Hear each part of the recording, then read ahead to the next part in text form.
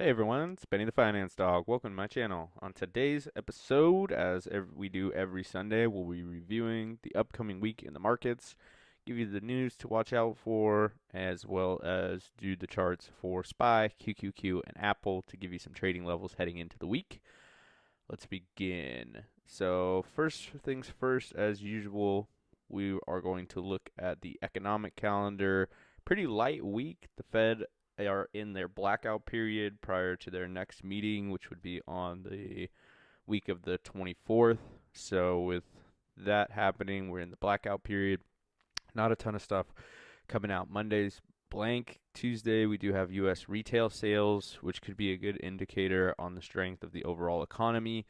I believe the Fed is in position that they want to see that tick down a bit, though the median forecast is that retail sales will have rose by 0.5%. Consumers still spending money would indicate that the overall market and economy, really the economy, is healthy enough to sustain basically rising inflation. So the Fed would like to see retail sales come down to prove that their policy is working. Those numbers are due out on Tuesday morning at 5:30, so you could see a jump in the futures markets if the numbers come in wildly different. After that, we get our normal jobless numbers at the end of the week, and it's pretty quiet from a report standpoint. Clicking over to earnings, however, we do have quite a busy week in earnings as we kick off the earnings seasons. Banks are really the ones that are dominating the first couple of weeks here of reporting. Last week we had quite a few earnings announcements on Friday. This week, Monday is kind of quiet with only a few major companies reporting, but Tuesday we have Bank of America, Charles Schwab, Morgan Stanley, PNC, a ton of banks, United Community, as well as Lockheed Martin, which is going to be on watch as well. Wednesday, Thursday, Friday, more and more banks are reporting, with Friday, American Express being the major one. And then within all of that, we also have Netflix, United, and IBM set to report on Wednesday after the close. So Netflix is a highly traded ticker. Tesla also reporting on Wednesday, so those will probably be where a lot of trading activity is involved. I encourage everyone to not try and anticipate what the earnings will be for Tesla or Netflix or IBM or United, and rather just play the reaction afterwards. I was kind of on a personal note, going through some of my worst trades over the last year and a half have been because I've tried to anticipate things like the CPI report, earnings plays, Jerome Powell. We all think we know what's going to happen, but you know, we a lot of the times don't. We can get lucky and guess right. So, there is people out there that make money loading up calls or puts prior to earnings, but it's just much more prudent of a strategy to just play the reaction, set your levels, and not trying to anticipate something that we really have no control over. So that's my warning as we head into the start of earnings season. A lot of these companies reporting Q2 earnings. That's pretty much it for the economic calendar for the week. Let's switch over and review the charts for SPY, QQQ, and Apple. So on SPY, starting with the monthly chart, we can see back in August of 2021, we were at this kind of like same point that we are now, 450 level. Just had closed above it to finish off August and then rejected pretty hard before, ultimately rallying to new highs to kick off 2022. Came back to that level in February, March, and kind of were pushed below it.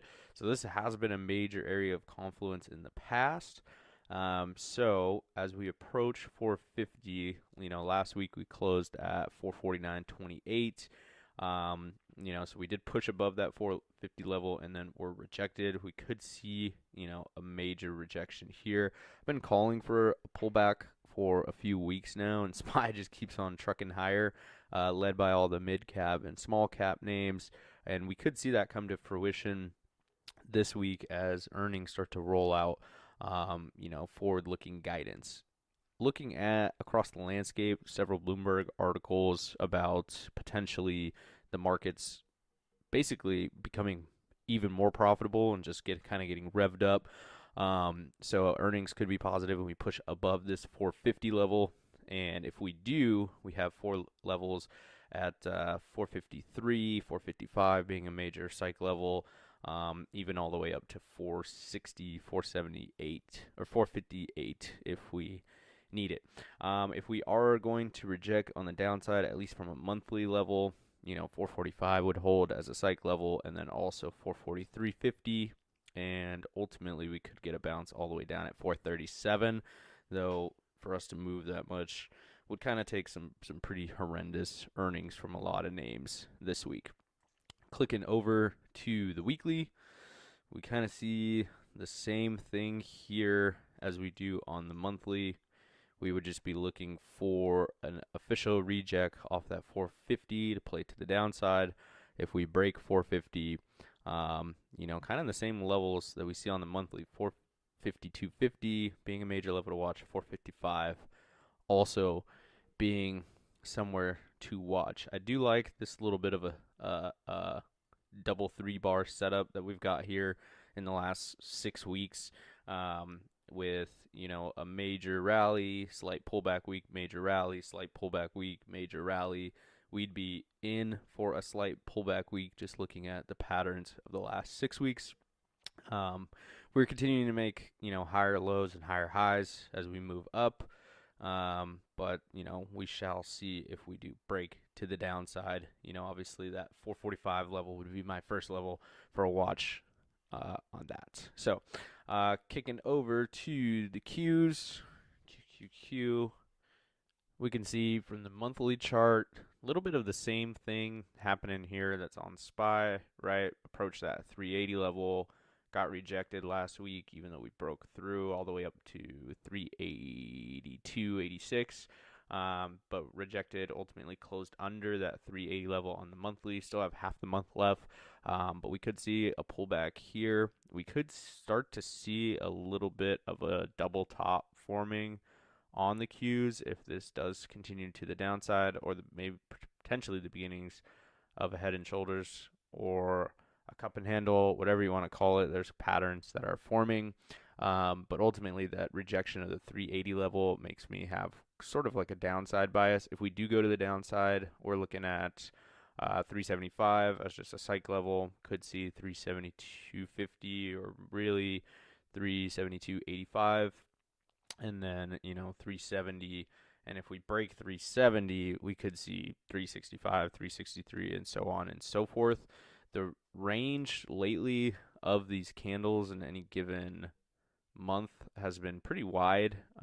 So wouldn't really be shocking to see a major candle move here on the monthly. If we switch over to the weekly, a little bit of the same thing here on the downside.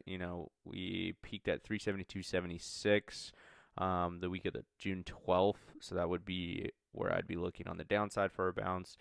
In addition to 375 psych level, if we do continue to the upside and push, obviously 380 is going to be a big test, but 382.95, 384, 385, even 390 if we really want to get crazy, is another level that we could be looking at on the Qs. So in my opinion, we're still due for a pullback on all of this, but until the market wants to initiate that pullback, we're just gonna keep playing the upside. Remember, the trend is your friend. All right, let's go to Apple. Apple here on the monthly. Apple is starting to give a little bit of that pullback that we've been looking for. Obviously, it hit a high last month, 194.48, and opened the month, a lot closer to that at 193.78, but has been pulling down.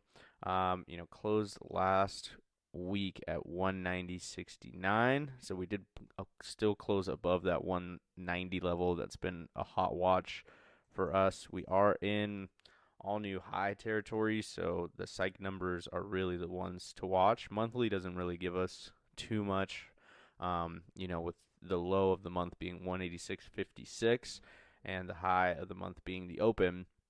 Those are really the only levels that we can look at without trying to go, pull in some maybe like Fibonacci levels or something like that. Switching over to the weekly, we did have a good green week. Obviously, the sellers pushed this down, kind of bounced off, like I said, that 186 level, and ultimately ended up in the green for the week. If this week coming up continues to push higher, I'd be looking for a test of that 190.75 level. You can even call it 192 if you like, 192.50, and then 193.8 would be another watch to the upside. Always on watch for the pre-market highs and lows for Apple because we're trading in this range of unknown territory, right? This is new territory. And in so we will be looking for basically just psych levels to hold and be tested and things like that. And that's pretty much it for the market for this week. Thanks for tuning in. As usual, make sure you like and subscribe for more content. Trade with a plan. And ultimately, let's make bank this week. Let's make it the week that we are proud of. So enjoy it. We'll be back only with trades taken throughout the week. And let's get the week started off right. Woof, woof.